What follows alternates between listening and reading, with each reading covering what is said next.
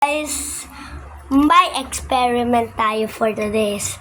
Kasi sa Clayton Santos may isang experiment ako nagawa eh. Yung orange juice at yung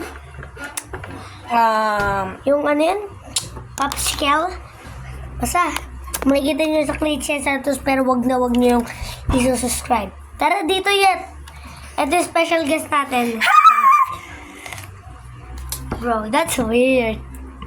And ang kailangan nating ingredients ay palamig, delight, na malamig. Dapat malamig siya talaga. Tapos lagay natin yung delight na malamig. Sarap. Lagay natin yung palamig. Mix it. Mix it. Tingnan nyo. Para siyang coffee. Para siyang coffee, guys. Okay, guys. Let's test it. Ay, lasa. Madali nga. Tikman mo. Masarap siya, di ba? Sarap din siya.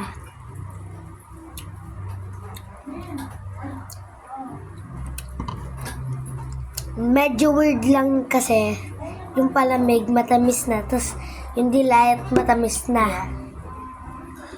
So, medyo super sweet siya, pero recommend ko rin na gawin nyo to, pero test na natin pag nilagyan ng salt. Oh!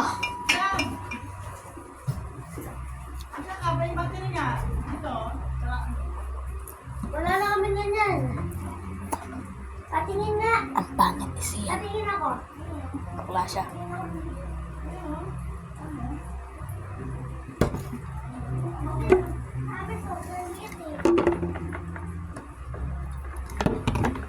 Dito namin.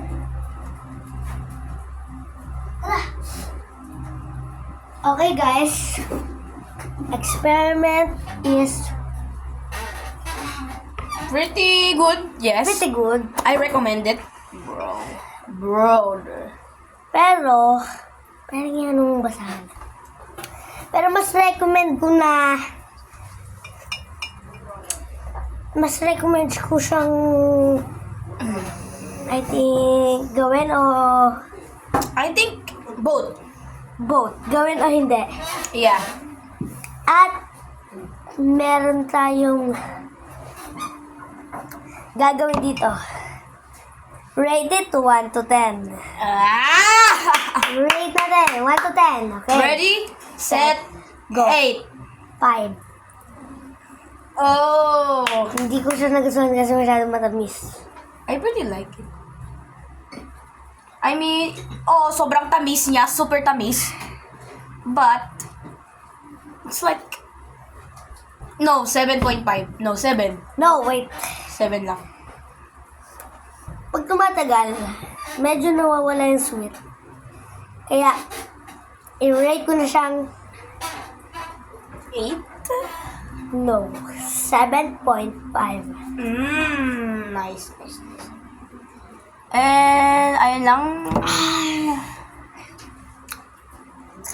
Pag nakaubos kayo ng isang tumbler ng Aqua Plus na ganito, baka magka-diabetes kayo. Okay. Kaya recommend ko, huwag kayo uubos ng isang marami. Huwag kayong uubos ng maraming ganito. O kaya, huwag din kayo uubos ng maraming delight. Kasi, masyadong maraming good bacteria. Baka naman ma-over kayo, joke. I like this. Yep. Pero mas like ko yung delight.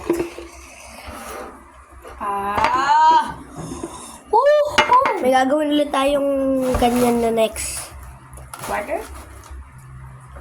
May gagawin ulit kami experiment sa susunod na video. Bye-bye!